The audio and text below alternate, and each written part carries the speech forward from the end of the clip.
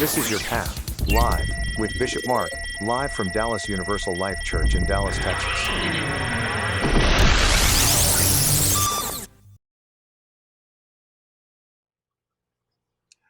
Well, good evening. Welcome to Your Path Live with Bishop Mark. I'm your host, Bishop Mark Zorn, coming to you live from Dallas, Texas, as we do every Wednesday night at 5:30 Central, 6:30 Eastern Time. We're glad you're here. This is our second season. We started our new season last week with a great opener, I would say. It was very nice.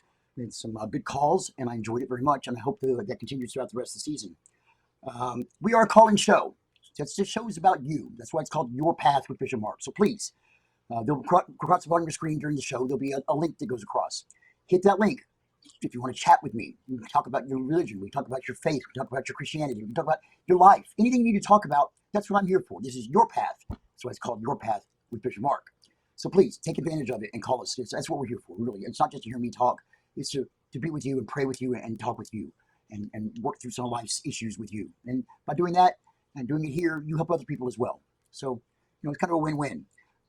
Plus, we're giving away prizes this season. A lucky number has already been chosen. A lucky number caller has been chosen at the beginning of the season.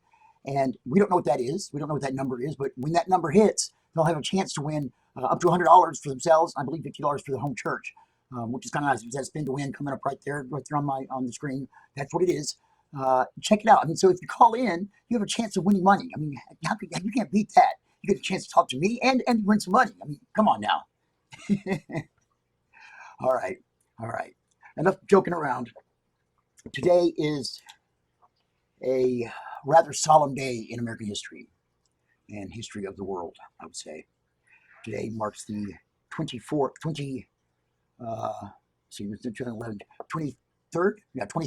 anniversary, I believe, 23rd anniversary of 9/11, which was the terrorist attacks on the United States, the World Trade Center, the Pentagon. And it's a day that I think we have to remember. We have to remember what happened that day. So that's today. Our show just happens to fall on 9/11. So today we're going to talk about 9/11. First, I want to share some good news with you. I'm kind of flustered today because all morning and most of the afternoon I've had to deal with some personal issues. I had to go to, and if you ever do this, you'll understand what I'm saying. I had to go down to the Department of Public Safety, which is the driver's license office here in town. I had an appointment. Since May. I've had an appointment.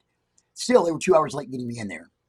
But let me show you. It is official. See, it is official now.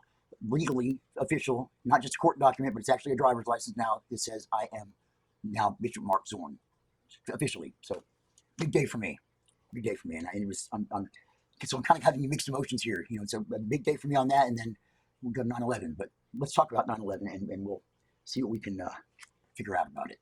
Because a lot of people ask me, where was God? Where was God on 9/11? I think that's something we can talk about. Don't forget, I'll stop at any time you want to talk. You want to talk about what we're talking about today, 9/11? Call in. I'd love to hear from you. I'd love to pray with you. You can never have too many prayers. You never have too many people who are praying for you. And you never have somebody, if you need somebody to talk to, that's why I'm here. It's nice to have that every now and then. And sometimes you don't have one, somebody to talk to, a friend, you need somebody, someone to give you advice, maybe to help you out, just to hold your hand. I'm here. So use that link at the bottom of the screen. Call in. That's what we're here for. Okay? I'll stop at any time just to talk to you. All right, here we go. So some events in human history impact us so greatly that we will never forget the circumstances surrounding where we were when we heard the news. I'll never forget sitting in a classroom, in the 6th grade, and hearing the reports of the Challenger, the Space Shuttle Challenger exploding with Christopher McAuliffe, who's the first teacher to travel into space. I'll never forget that day. Nor will I ever forget waking up after bartending all night long in Texoma at the country club and waking up to the TV and seeing smoke billowing up from the North Tower of the World Trade Center. And moments later, seeing the second plane crash into the South Tower. Those images are forever embedded in my memory. You no doubt remember exactly where you were and what you were doing when you first heard the news. But today I want to ask and attempt to answer the question that no doubt has puzzled so many since that horrific day. Where was God on 9/11? The same place he was when Adam rebelled in Eden, waiting to cover his sin. From the very beginning of human history, man has acted in rebellion against God, who made and loved him, creating man and in his own image, placing him in a perfect environment, making him master over all creation, providing for his every need, and spending time with him in the beautiful garden where ways God demonstrated his love for the crown of his creation. But albeit deceived by the evil one, man made a conscious decision to rebel against his creator and friend. So where was God when man first raised his ugly head of defiance and rebellion? Couldn't he have stopped it before it began? Oh, it is not a matter of whether or not he could have. It's a matter of his design for humanity and his plan of redemption. You see, he designed us for the freedom of choice. In his sovereign knowledge, he made provision before the world was ever created for man's redemption, knowing full well that man would make disastrous choices from the beginning. When Adam and Eve finally fessed up, he was there with a covering for their nakedness and shame, exacting the ultimate punishment on an innocent victim to cover man's sin. But he was there. Where was God on 9/11? The same place he was when Noah built an ark, protecting him from disaster. Sadly, man's rebellion did not end with Adam and Eve. Their sons and their sons' sons for every generation followed in their rebellious path, until such time that the wickedness of man filled the whole earth, and its stench rose as an offense to the holiness of God. Yet, in the midst of such ungodliness, Noah found grace in the eyes of the Lord. Here was a man, not a perfect man, but a righteous man, who faithfully proclaimed the righteousness of God. And when God, grieved by man's wicked rebellion, determined to wipe man from the face of the earth, he furthermore determined to spare Noah and his family, and from their stock repopulate planet Earth. So, in mankind's greatest natural disaster, God was on his throne protecting his own. So where was God on 9/11? Well, he was the same place he was when Job lost everything he had, except a nagging wife, proving himself to be God despite unfortunate circumstances. Just as Noah's generation experienced Earth's greatest natural disaster, Job would surely rank among the top in man's history as experiencing the greatest personal disaster.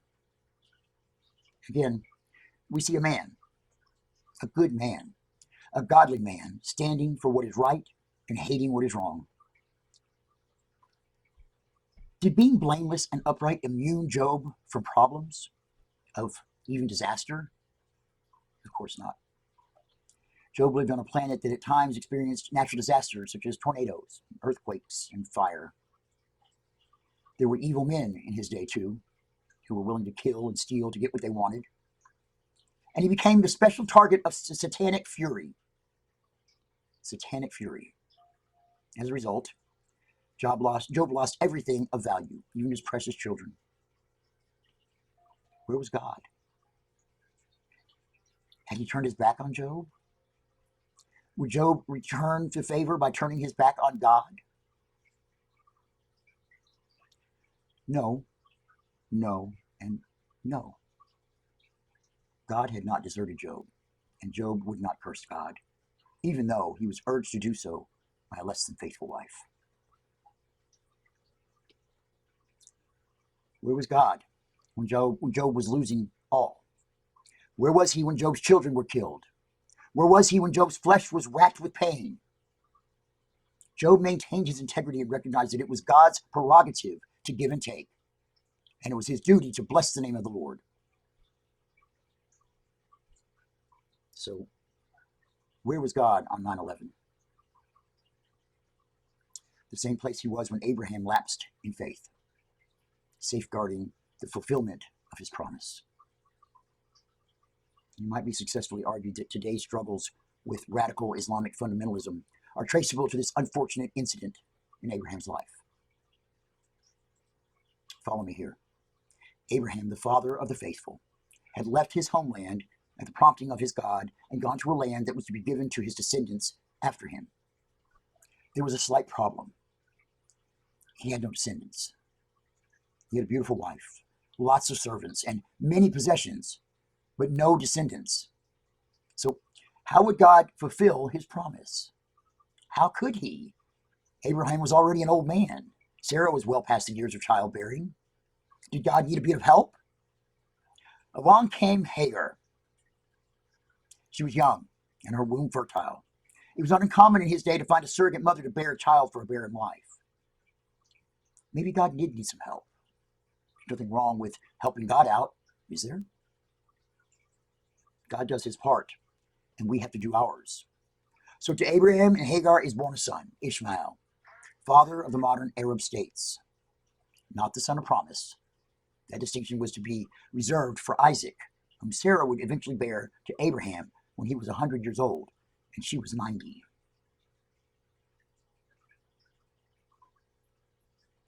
Where was God on 9/11?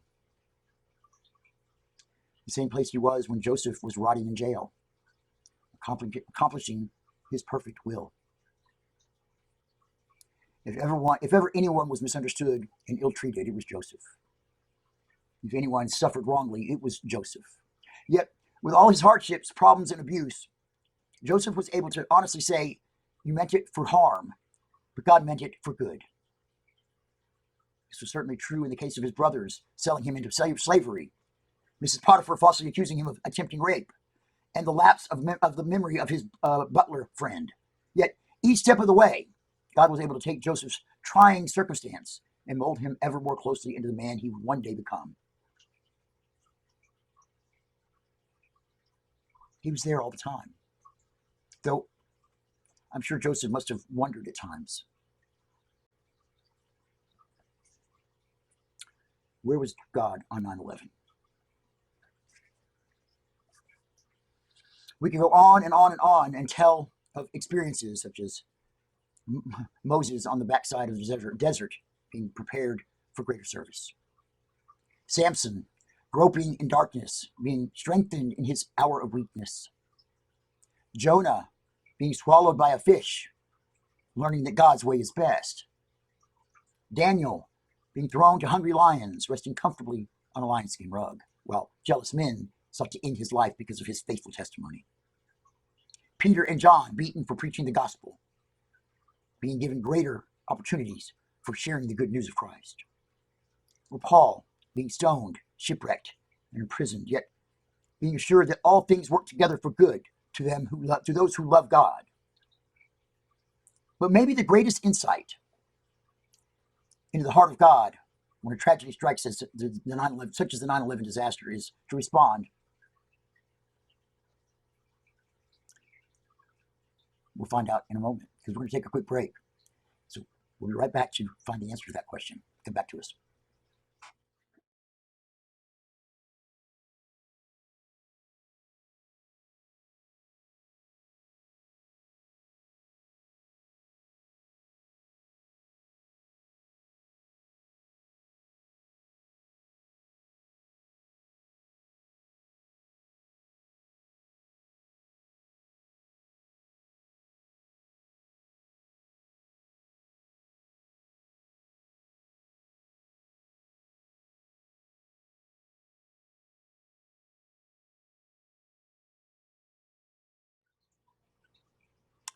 Welcome back to Your Path Live with Bishop Mark. I'm your host, Bishop Mark Zorn, coming to you live from Dallas, Texas, as we do every Wednesday night. And we're glad you're joining us this evening on this 9/11, this celebration of an event that occurred in our history that we have to remember. We can never forget. Before we go on with what I was discussing and giving you the little answer there about what I think the greatest insight into the heart of God when a tragedy strikes, such as 9/11 is, I wrote, one thing I've been doing lately is I've been writing some music, and it's kind of been a therapy for me. It just helps me to kind of, get my feelings out there and kind of, I don't know. It's something good for me. So I wrote a song about 9/11. I know a lot of songs have been done about 9/11, and I'm not trying to say it's wonderful or anything else, but it was just something I wanted to share with you that I thought maybe you would enjoy, that I wrote. And so Pastor Sean has gotten it uploaded there back in Pennsylvania. And at this point, I'm going to be quiet. I'm going to let the song speak for itself, and we'll come back right after that and take a look at the rest of our story. So I hope you enjoy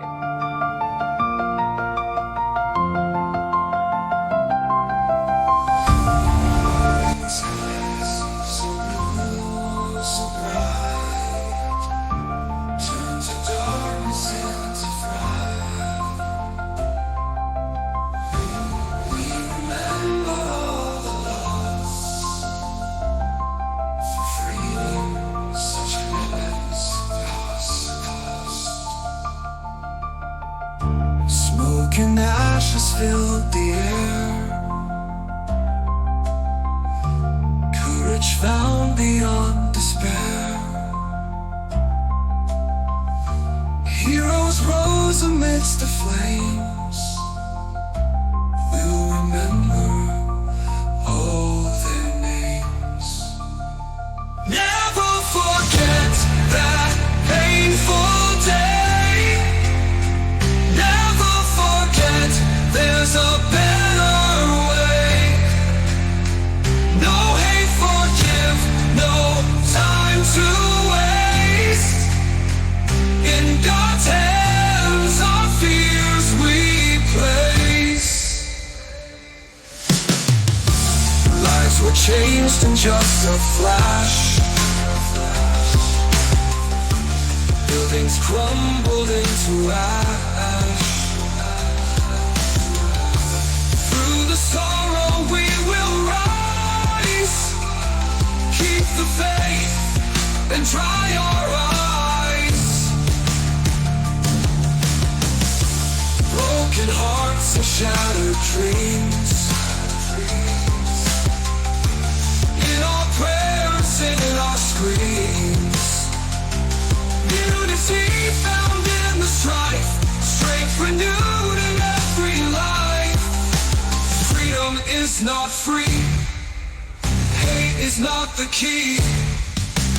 Love's the only way to honor those who pay. Never forget that painful day. Painful day. Never forget there's a better way. A better way. No hate, forgive, no time to waste. Time to waste. In God's hands our fears we face.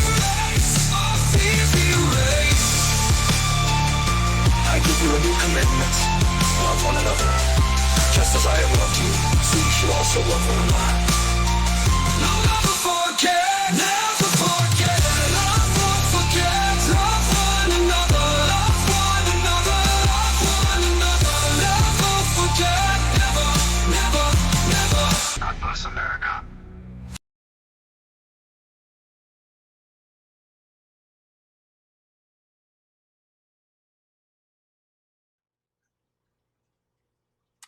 Okay. It's hard. It's hard to watch those images again. The song wasn't just about sorrow.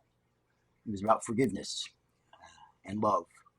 And the only way to defeat the hatred of this world is with love. And we shouldn't forget what happened, but we have to forgive. We have to love one another. There was a Bible verse that was said in there, Jesus gave us one commandment. This commandment I give to you, to love one another as I have loved you. How much more simple can it get? Not easy, but more simple. Okay. Wow. I hope you enjoyed it. I hope you liked the video. Okay.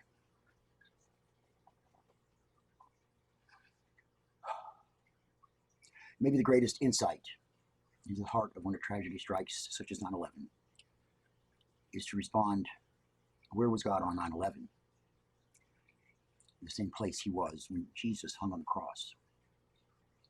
enduring the pain for the benefit of others. The horror, the agony, the anguish, the pain.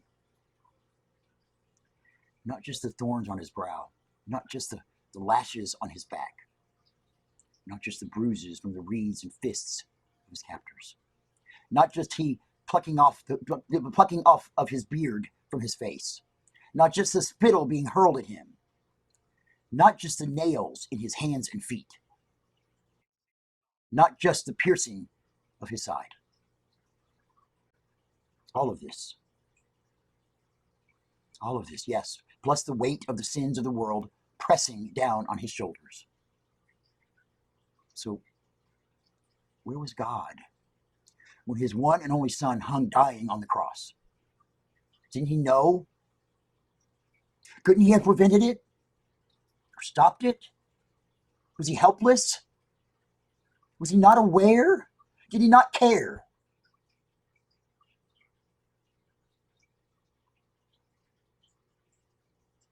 Of course he knew. Of course he could have prevented it. Of course he could have stopped it. Of course he wasn't helpless. Of course he was aware, and of course he cared. God knew it was happening, could have stopped it, but he didn't. Is he some kind of fiend? Of course not. He had a larger picture in view. There was a greater good to be accomplished by the suffering and death of Jesus. Through the suffering of one, many would be made whole. Through the sacrifice of one, many would have their sins forgiven. Through the death of one, many would be made alive. He wasn't just sitting idle and helpless as his son suffered. He was using the schemes of wicked hearts to bring about the redemption of mankind. He reminds us that my thoughts are not your thoughts, neither are your ways my ways, declares the Lord. As the heavens are higher than the earth, so are my ways higher than your ways, and my thoughts than your thoughts. It's Isaiah chapter 55, 8 through 9. So we ask again, where was God on 9/11? The bottom line is, God was not surprised by 9/11, but he was saddened by it. God did not cause 9/11, but he does comfort those affected by it.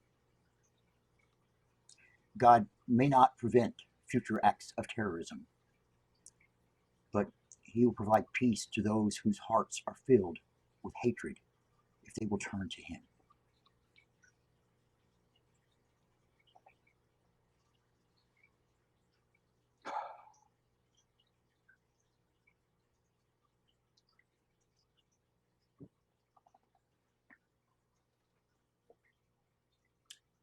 That link is still on the bottom of your screen there. I'd love to hear from you. I'd love to hear your thoughts on 9/11, your stories, your memories. I'd love to pray with you about it. So please click that link and come on live with me. That's what we're here. Heck, I could always use somebody to talk to myself. It was a tough day. It was a tough day for all of us. Man, I will never forget. I'll never forget the fear. Just to tell you how I was bartending at the time, trying to pay for schooling and whatnot, at a lake north of where I am now, north of Dallas, at a country club. And I was actually staying on property, had a little bungalow there. So I worked very late the night before, bartending, and then I'd just gone and crashed out in my room. And at that time, I slept with the TV on, always. I was going to have some noise in the room. So I woke up the next morning to this movie. I thought it was on HBO, and towers and this and that going on, and news people. I thought, wow, I'm going to my sleep. They got some big names to play the news parts on this. And as I kind of cleared the sleep from my eyes, I looked up at the TV and I started watching, and it kind of started coming to me that maybe this wasn't HBO. And then I watched as that second plane hit, and I knew it wasn't HBO. It was real. I sat with my mouth wide open in that room alone, eyes not just afraid to blink, afraid to miss something.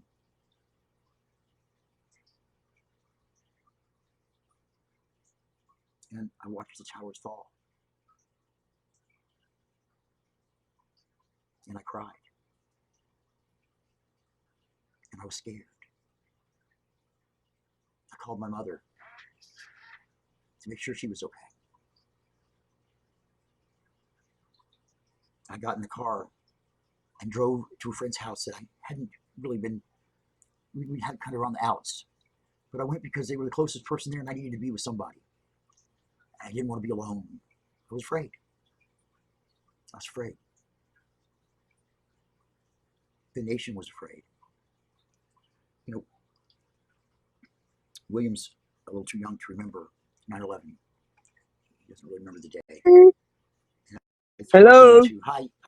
Hi, Don. Hold on a second. Let me finish my story. Stay right there. Stay right there. So, William, I had to explain to him kind of what it was, what it felt like. Because, you can read it in history books Oh, all he you want. wasn't even You look at here. the Oh all my you want, God. but until you actually kind of experience it through somebody else that's been there and saw it, you really don't know. And even then, you're not going to feel it the way we did. But I mean, it was like the world was taken out from under our feet. And anything we knew that was real wasn't anymore. We weren't safe anymore. We didn't know what was coming next. So, 9/11. Anyway, okay, let's bring Don back on. I'm sorry about that. I'm trying to finish the story there. Hi, Don. Hi, Don.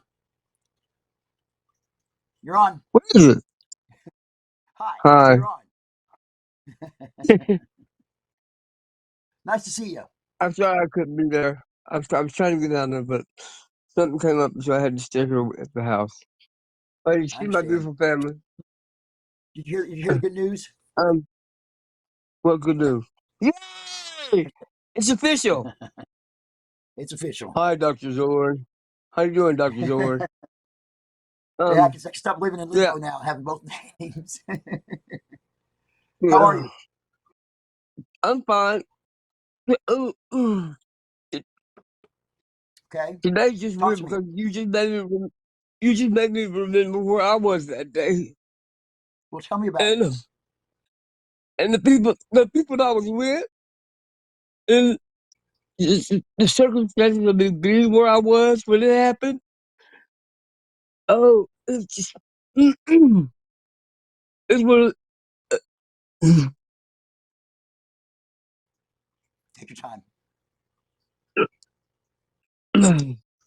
one of those persons. One of the people I was with, she's gone, but her daughter's around. I'm her godfather. Me and two other people are her godfathers. And the other person that was with me, he lives in Dallas too now. But but mm, that morning, she got up. She was going to go to school. She didn't go to school. She just came in and woke up everybody. She said, "They started playing into the World Trade Center." We thought she was joking. We actually thought she was joking. We go, "Girl, why aren't you at school?" She said, "No, no, no. Somebody flew a plane into the World Trade Center." And it just, the whole house got quiet. And we were glued to the TV for the next 8 hours. And it was something that, it was like, at that moment, it all could have ended. They could have dropped the bomb on everybody. But that one thing that happened, it was like, they wanted attention. They got the attention. But it did more than that. It just like hurt. It hurt our spirit. Well, right now, talking about it, I just really remember how much love I had for everybody that was there with me. And I take them with me every day. And people don't appreciate what you got, that friendship, that bond you have with people until they're gone. And when they're gone, ooh, and see, right now I'm thinking of somebody I don't know what he's thinking about. It's like my mom, for instance. Her spirit is in this house that I'm in. That's just her house. And I wake up every morning. I could be so mad at somebody the night before. I could want to go choke them, go run them over with a car or something. But I could come home, or I could call you because I usually do. I usually do. And just don't. Just tell everybody you can't take the bad. If you're mad at somebody, you can't take that to bed with you. Don't let it. Don't sleep on it. In other words, because it'll fester when you and like right now. I wanted to say, oh, I'm so sorry, so sorry. Ugh. It's okay, Don. My mom's. I can feel my mom going, get it out, get it out. But um, uh, my goddaughter's mother. Uh, I saw her 2 weeks before she died. But everybody else that was around her and wanted to go see her, they didn't bother to go look for her. That's what I'm getting at. I went and found her. I talked to her for like an hour and a half, and she said, "Whatever you do," she goes, "just take care of my baby." And I told her I would. And I told her, I said, "But she's gonna be a beautiful woman. She's gonna be all right." But now everybody's gonna go, well, why come you didn't tell us where she was? I go, I did, you dummies. I said, it took me 2 days to find her. And y'all gonna sit here and hold it over my head. You know what? Live with it. That's you. I don't have to live with that. But I just want you to, uh, uh, I need you to pray for me to have more strength and oh God.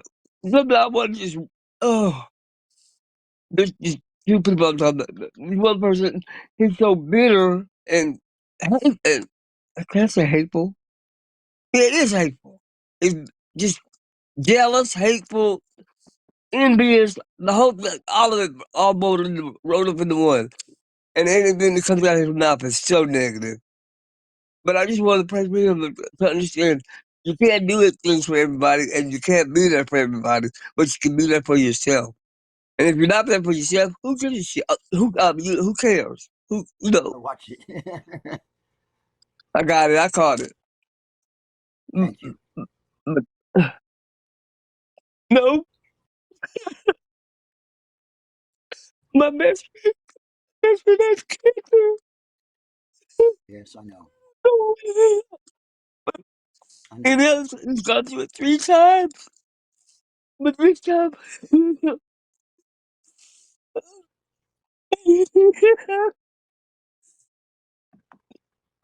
this time I know it's not gonna, he's not gonna come back from, he's not gonna fight it this time, he's just gonna let go. Let go.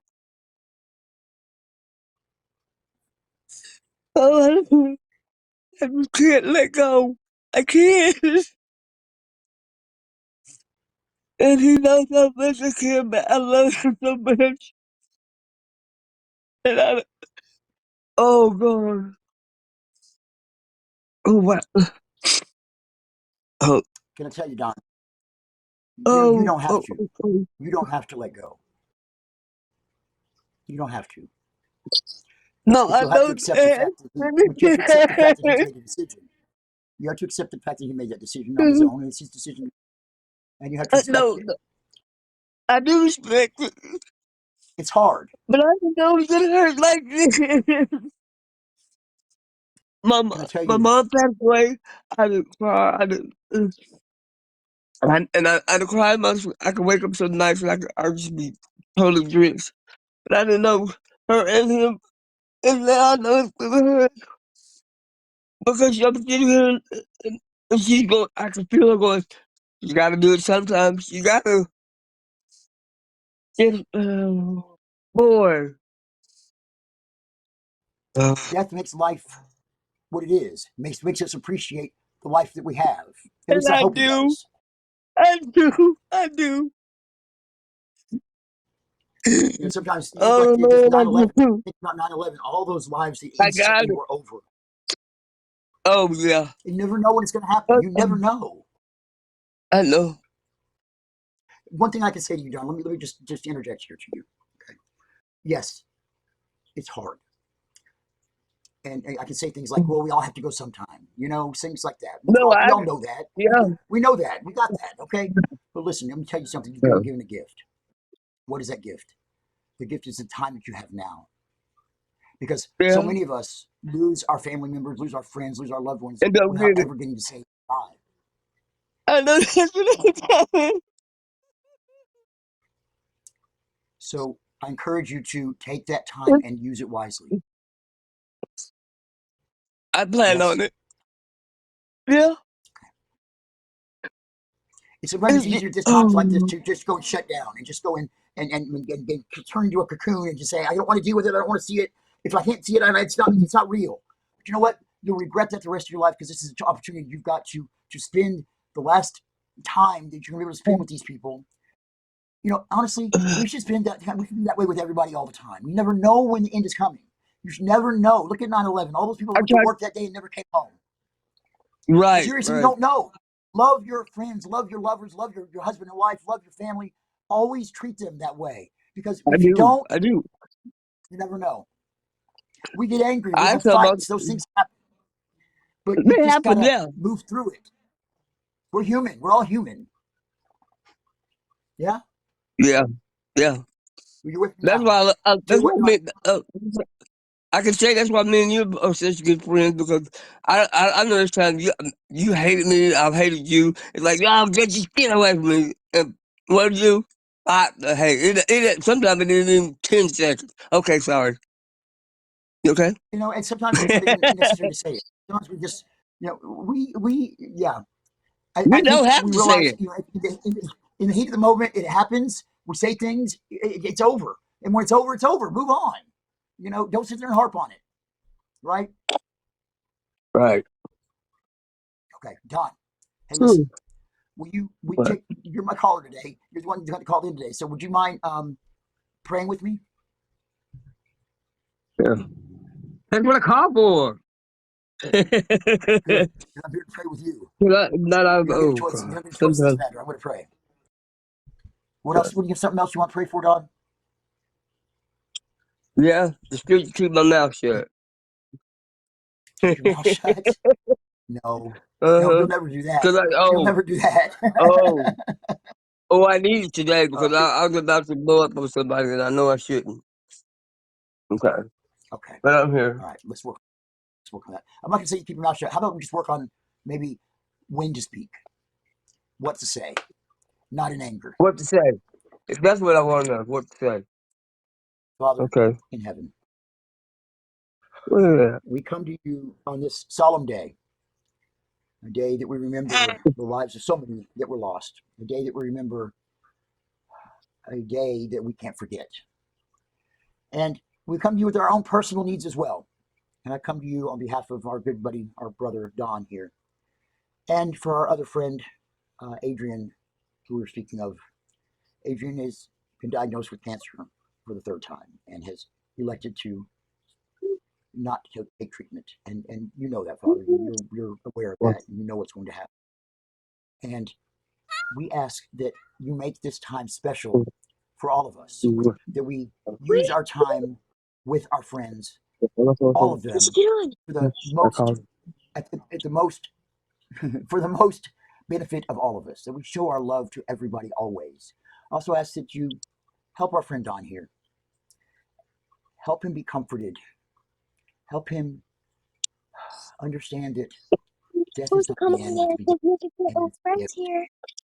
And I'm help him done. and help him Have to. to Come on. know I'll allow to. when to say things and when not to, and what to say when he needs to say them. In other words, to not speak out of anger, like we all should do.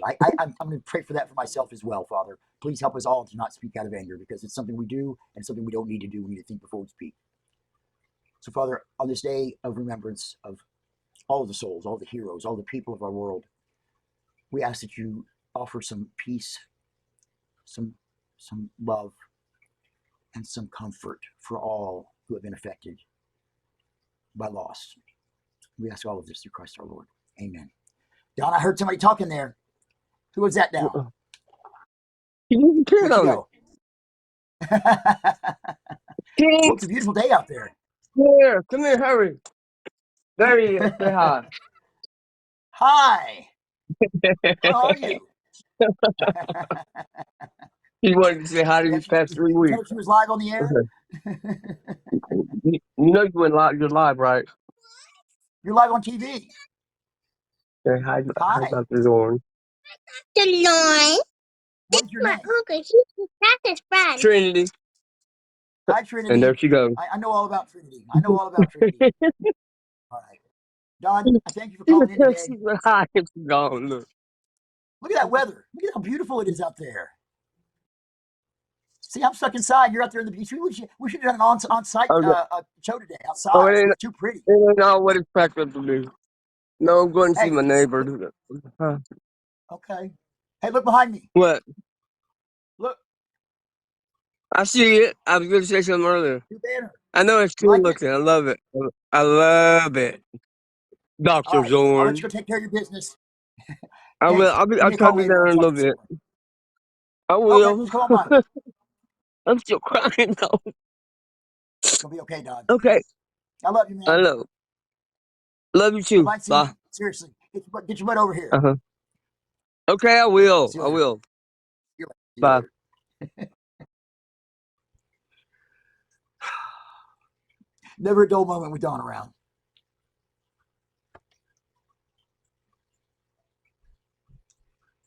Humanity, being human, we all experience a lot of the same things. We hopefully all experience love. I know we do. We experience things like hate and loss, and loneliness. We lose people to death. We lose people to breakups. And it's important to understand that we all go through this. And when it's so hard that you can't handle it, go to somebody who can help you, somebody you can lean on. That's what we're here for. That's why we put the show out there, for that reason, that very reason. So you can lean on us. We can pray with you. We can talk to you. We can, I've been a lot of places. I've been through a lot of things in my life. In the 50 years I've lived, I've experienced a whole lot. A lot of good and a lot of pain too. And I'm grateful for that because it makes me a better teacher, a better pastor, a better bishop, a better friend, because I can relate to people more. I can tell them, look, I've been there. I know. I understand what you're going through. Not just empathy, but actually knowing what they're going through. And I say that, that's huge. I think that anybody who's going to go into the ministry and minister to people should have to go out there and experience life a little bit beforehand, because that's what it takes. You can't take somebody right out of seminary and send them to Harlem and tell them to go preach. It's not going to work. It just doesn't work. You have to have that degree of life on your wall of some of the things you have to go through. That's what it takes. 9/11, it's in my head just like it was yesterday. And I think it always will be.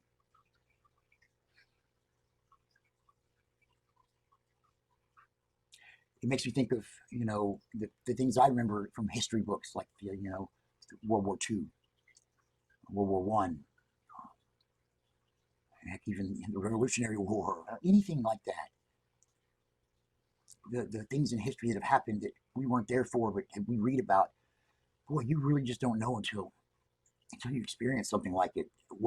I can talk all day about 9/11 and tell you what I felt, but you wouldn't feel it unless you were there that day. And the whole world felt it. It was pure fear. Fear of the unknown. We didn't know what was coming. Who would have thought people would take planes and fly them into the World Trade Center? 2 of them, and fly one into the Pentagon. Who would have thought?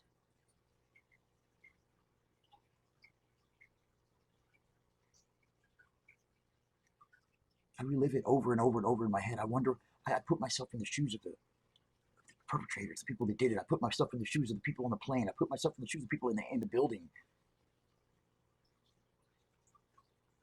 And I pray that they have some peace. I pray that they have some comfort. I pray that they are able to forgive and be forgiven.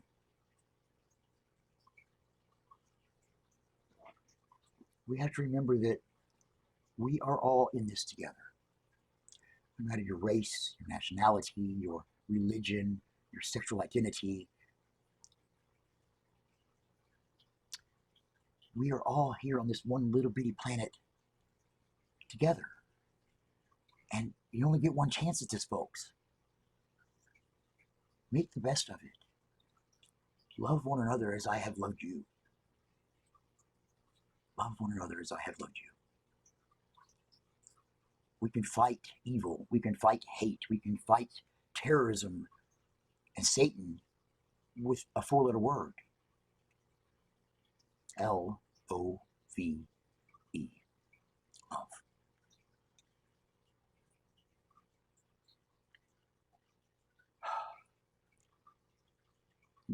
Things like 9/11 will happen again.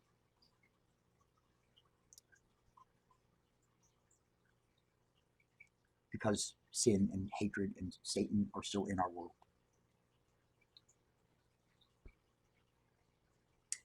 But always remember to love, forgive, love, love, forgive, love. Because that's what he wants us to do. That's what he did for us. He set this example, and we have to follow. It's that simple, folks. You can't hold the hatred in your heart because it's just going to do nothing but hurt yourself. You can't act revenge because you're not doing anybody any good. You're hurting yourself and you're doing the wrong thing. Two wrongs don't make a right. It's very simple. Revenge is ridiculous. It's ridiculous. The universe will always be equal. It's like a pendulum, right? So it's, something wrong happens, kind of gets like this. The universe is going to correct itself. It's going to equal itself out. You people call it a lot of things. They call it karma. They call it nature. They call it God. They call it whatever. It is what it is. It's the universe being equal. So if somebody's doing you wrong, I'm not saying sit there and take it. But I'm saying don't act in revenge. Don't, because their day is coming.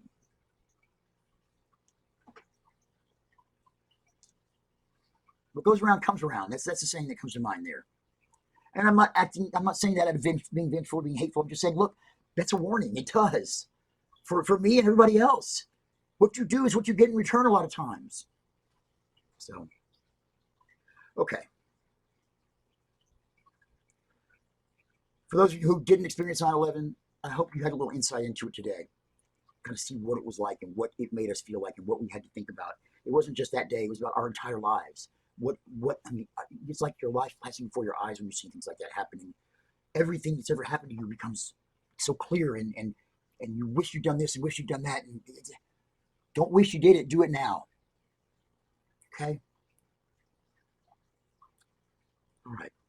We are here every Wednesday at 5:30 Central Time, 6:30 Eastern Time for Your Path Live with Bishop Mark. And I am Bishop Mark Zorn. And I would like to say, God bless America. And we'll see you next week. Have a great night.